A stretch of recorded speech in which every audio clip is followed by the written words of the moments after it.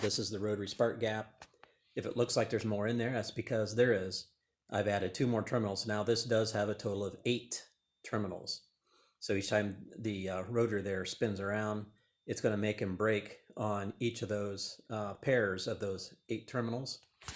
I have this block of wood here just so I can put it over top of here to help kind of shield some of the UV light, but mostly the noise.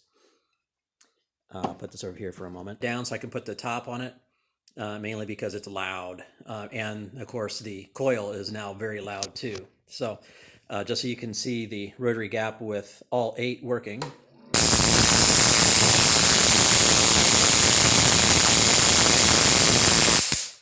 It's loud. It's really loud. Okay, so let's put the top on it. The top is going to shield us from the UV radiation that comes off from all the light in there.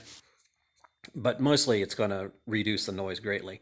You're still going to hear a lot of noise because now this thing makes a lot of noise. So let's go ahead and turn it on.